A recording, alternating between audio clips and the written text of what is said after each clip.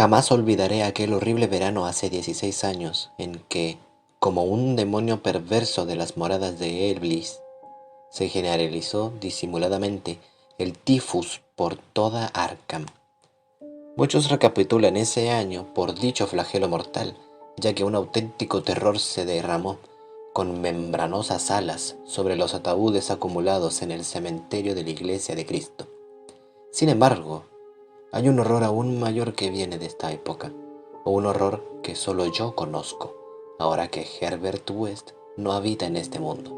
West y yo hacíamos trabajos de postgraduación en el curso de verano de la Facultad de Medicina de la Universidad Miskatonic, y mi amigo había adquirido gran reputación debido a sus experimentos orientados a la revivificación de los muertos.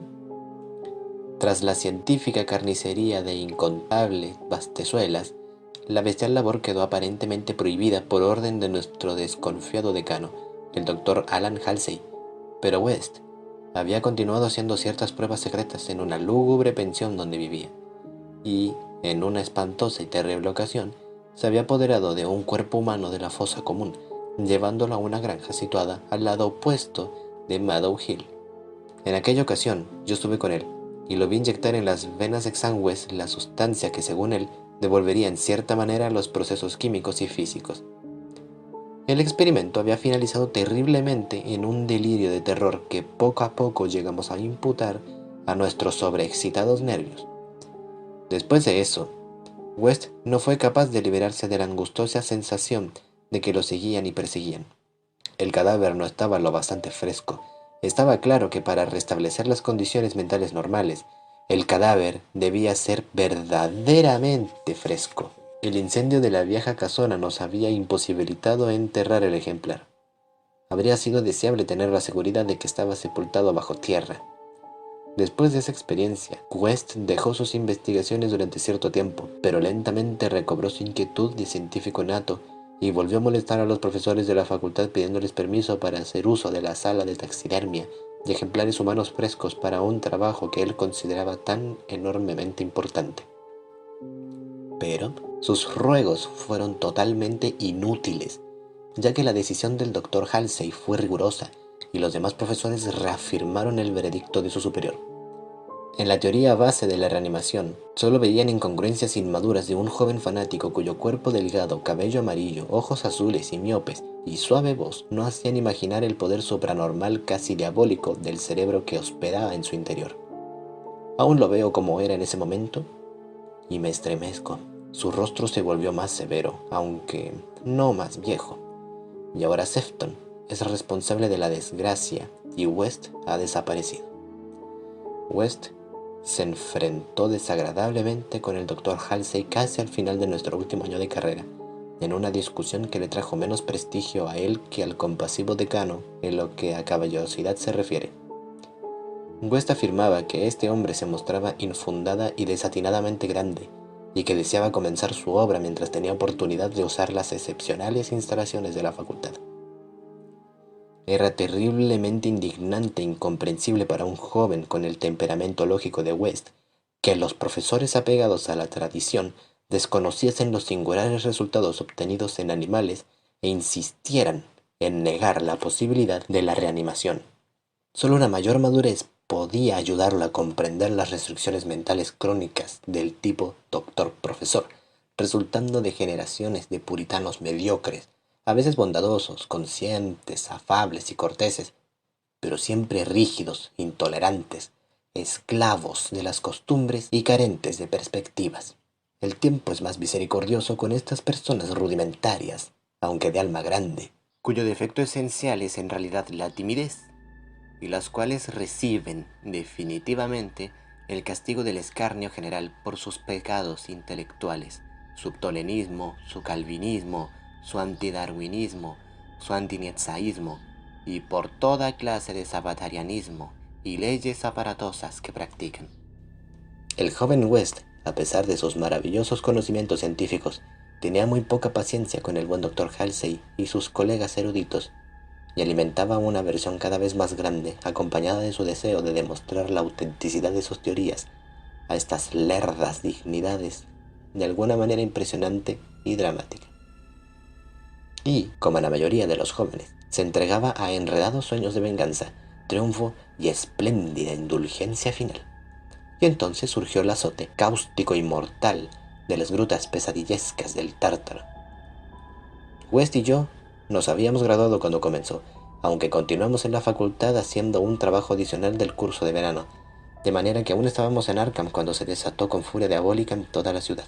Aunque todavía no estábamos facultados para ejercer, teníamos nuestro título y nos vimos furiosamente requeridos a incorporarnos al servicio público cuando aumentó el número de los afectados.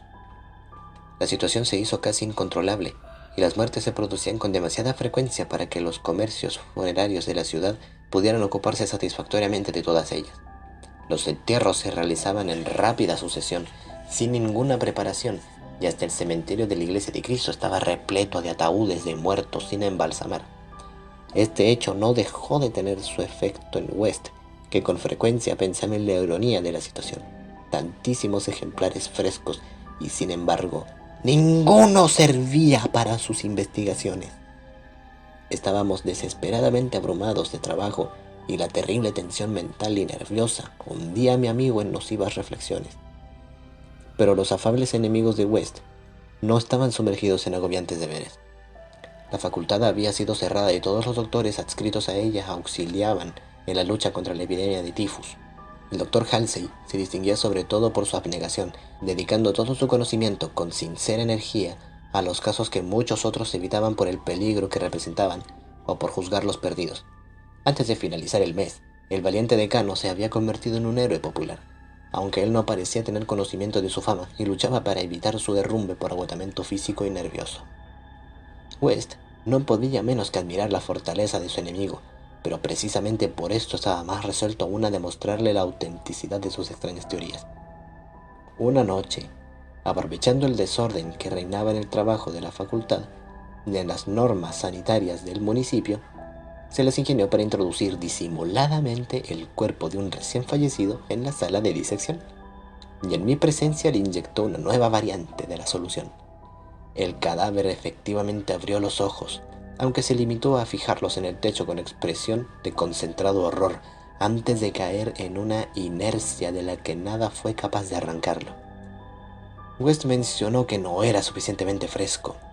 El aire caliente del verano no beneficia a los cadáveres. Esta vez estuvieron a punto de sorprendernos antes de quemar los despojos, y West no consideró recomendable repetir esta utilización ilícita del laboratorio de la facultad. El auge de la epidemia tuvo lugar en agosto. West y yo estuvimos a punto de aparecer en cuanto el Dr. Halsey murió el día 14. Todos los estudiantes concurrieron a su precipitado funeral el día 15 y compraron una impresionante corona, aunque casi la ahogaban las demostraciones enviadas por los ciudadanos nobles de Arkham y las propias autoridades del municipio. Fue casi un acto público, puesto que el decano había sido un verdadero benefactor para la ciudad. Después del entierro, nos quedamos bastante deprimidos y pasamos la tarde en el bar de la casa comercial, donde West, aunque afectado por la muerte de su principal contrincante, nos hizo estremecer a todos hablándonos de sus trascendentes teorías. Al oscurecer, la mayoría de los estudiantes volvieron a sus casas o se incorporaron a sus diversas ocupaciones, pero West me persuadió para que le ayudase a sacar provecho de la noche. La casera de West nos vio entrar en la habitación cerca de las 2 de la madrugada, acompañados por un tercer hombre, y le dijo a su marido que se notaba que habíamos cenado y bebido bastante bien. Aparentemente, la amargada patrona tenía razón, pues hacía las 3, la casa entera se despertó con los gritos oriundos de la habitación de West, cuya puerta tuvieron que derribar para hallarnos a los dos inconscientes, tendidos en la alfombra manchada de sangre, golpeados, arañados y magullados, con trozos de frascos e instrumentos regados a nuestro alrededor. Solo la ventana abierta indicaba que había sido nuestro agresor, y muchos se preguntaron qué le habría ocurrido después del gran salto que tuvo que dar desde el segundo piso al césped. Encontraron algunas ropas extrañas en la habitación, pero cuando West volvió en sí, explicó que no pertenecían al desconocido, sino que eran muestras acumuladas para su análisis bacteriológico, lo cual formaba parte de sus indagaciones sobre la transmisión de enfermedades infecciosas. Ordenó que las quemasen de inmediato en la amplia chimenea. En la policía, declaramos desconocer por completo la identidad del hombre que había estado con nosotros. West explicó con cierto nerviosismo que se trataba de un simpático extranjero al que habíamos conocido en un bar de la ciudad que no recordábamos. Habíamos pasado un rato algo alegres, y West y yo no deseábamos que detuviesen a nuestro conflictivo compañero. Esa misma noche fuimos testigos del comienzo del segundo horror de Arkham, horror que para mí iba a empequeñecer a la misma epidemia. El cementerio de la Iglesia de Cristo fue lugar de un horrible asesinato. Un vigilante había muerto por desgarraduras, no solo de forma indescriptiblemente espantosa, sino que se dudaba de que el agresor fuese un ser humano. La víctima había sido vista con vida bastante después de la medianoche, descubriéndose el incalificable hecho al amanecer. Se investigó al director de un circo apostado en el vecino pueblo de Bolton, pero este aseguró que ninguno de esos animales se había escapado de la jaula. Quienes hallaron el cadáver notaron un rastro de sangre que llevaba a una tumba reciente, en cuyo cemento había un pequeño charco rojo justo delante de la entrada. Otro rastro más pequeño se desviaba en dirección al bosque, pero se perdía de inmediato. La noche siguiente, los demonios bailaron sobre los tejados de Arkham, y una locura desenfrenada huyó en el viento. Por la enfebrecida ciudad transitaba suelta una maldición, de la que muchos decían que era más grande que la peste, y otros susurraban que era el espíritu encarnado del mismo demonio. Un ser abominable entró en 8 casas, esparciendo la roja muerte a su paso. El silencioso y sádico monstruo dejó atrás un total de 17 cadáveres y huyó después. Algunas personas que lograron verlo en la oscuridad dijeron que era blanco y como un mono deforme o como un monstruo antropomorfo. No había dejado a nadie entero de cuantos había atacado, ya que a veces había sentido hambre. El número de víctimas llegaba a 14. Las otras 3 las había encontrado muertas al entrar en sus casas, víctimas de la enfermedad. La tercera noche, los delirantes grupos dirigidos por la policía lograron atraparlo en una casa de la calle Crane, cerca del campus universitario. Habían organizado la búsqueda con toda minuciosidad, manteniendo el contacto a través de puestos voluntarios telefónicos, y cuando alguien del área de la universidad avisó que había escuchado arañazos en una ventana cerrada, enviaron inmediatamente la red. Debido a las precauciones y a la prevención general, no hubo más que otras 2 víctimas y la captura se realizó sin más incidentes. La criatura fue contenida finalmente por una bala, aunque no terminó con su vida, y fue llevada al hospital local, en medio de la furia y la aversión generales, porque aquel ser había sido humano. Esto quedó claro a pesar de sus ojos mugrientos, su silencio simiesco y su demoníaco salvajismo. Le cerraron la herida y lo llevaron al manicomio de Sefton, donde estuvo golpeándose la cabeza contra los muros de una celda acolchada durante 16 años, hasta un reciente accidente a causa del cual huyó en condiciones de las cuales a nadie le gusta mencionar. Lo que más desagradó a quienes lo apresaron en Arkham fue que, al asearle la cara a la sanguinaria criatura, observaron en ella un parecido increíble y ridículo con el mártir sabio y abnegado al que habían sepultado hace 3 días, el difunto doctor Alan Halsey, benefactor público y decano de la Facultad de Medicina de la Universidad Miskatonic.